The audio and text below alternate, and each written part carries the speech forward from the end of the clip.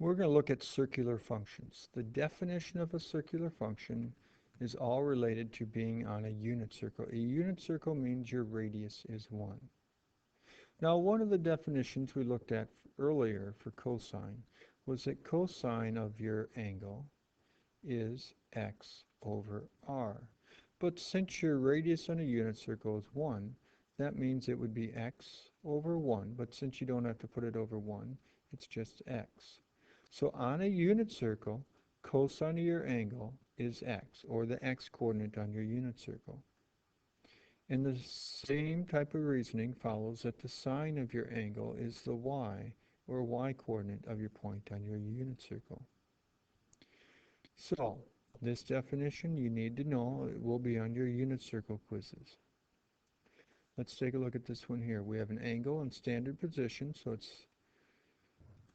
you're told that it's on a unit circle. If you're on a unit circle, then unit circle and unit circle.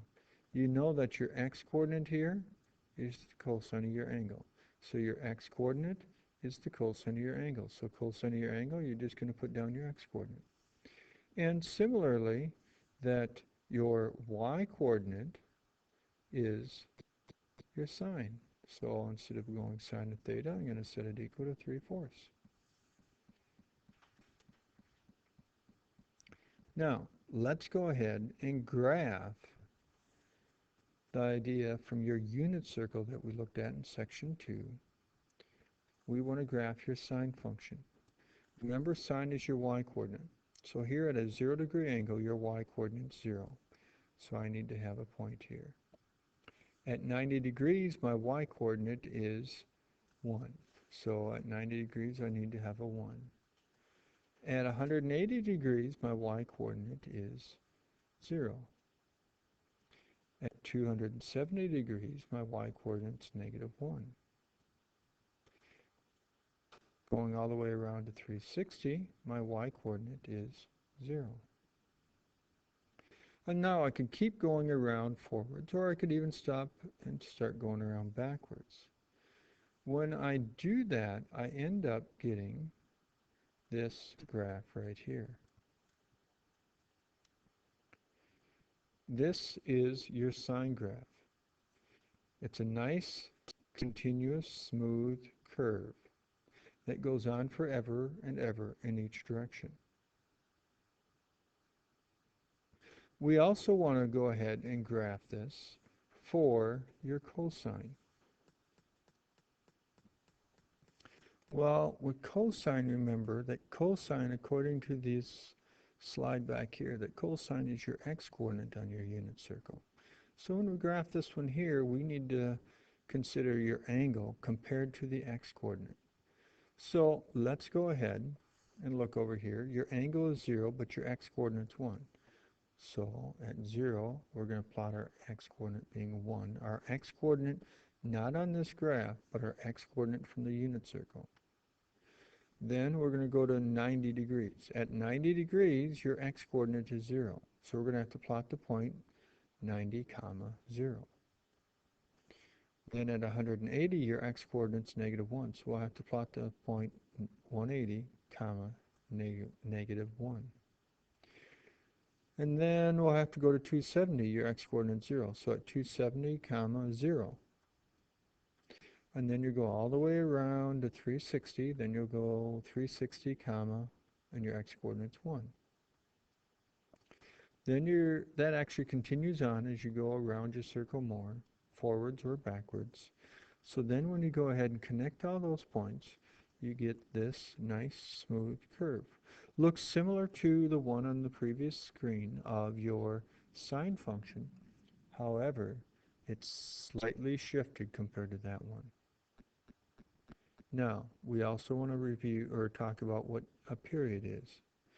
Period is really how far you have to go horizontally before it starts to repeat. Well, you'll notice here, when x is 0, I'm at a height of 1. And then if I go all the way over here to 360, I'm at a height of 1. Once I go past 360, I start to repeat this graph right here. So this is my basic graph. It's this basic graph right here that's being repeated over and over. So let's go ahead and show you this. And you'll see that it's repeated right there. So how long is that basic graph that we have here? Well, that's how long is how far horizontally. That's 2 pi, which as you know is the same as 360 degrees. In degrees, it's 360. In radians, it's 2 pi. Now, let's go ahead and find the exact value of each of these angles. 690. You know that that is more than 360. So subtract the 360 and you get 330 degrees. So I just took away one full revolution because a full revolution doesn't change where you're at on your unit circle. Now you want to think, on my unit circle, where is 330? Well, 330, you know, is going to start out here. You're going to rotate all the way around. 330 is going to put you about over here. How far are you from your x-axis angle-wise? Well, that's just 30. So you find your reference angle, which is 30. Then you want to go ahead and do your cosine of 30. You're supposed to have that memorized, and that's the square root of 3 over 2. Now remember that cosine is x. So your x-coordinate here, is that going to be the same or opposite as the x-coordinate as it would be up here at 60? Well, since you're in the fourth quadrant going to the right, you know it's going to be positive. So it's going to be a positive root 3 over 2. Let's go ahead then and take a look at this one here. Negative 3 pi over 2.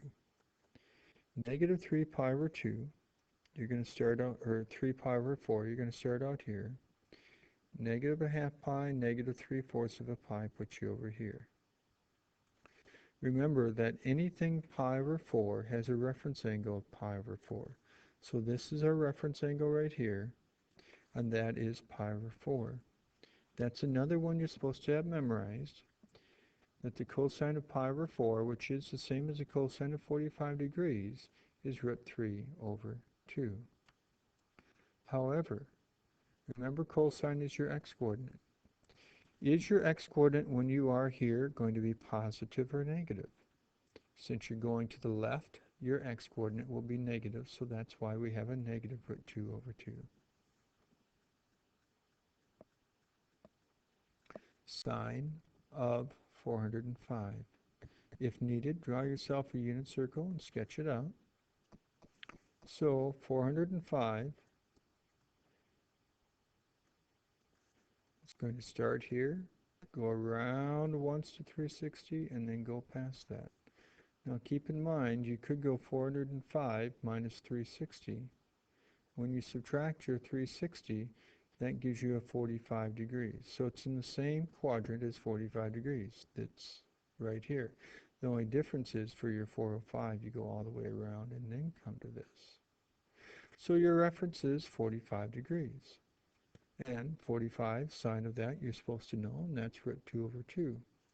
Then you just double check. For my angle right here, is my y-coordinate, it's y because it's sine, is it positive or negative? And it is positive.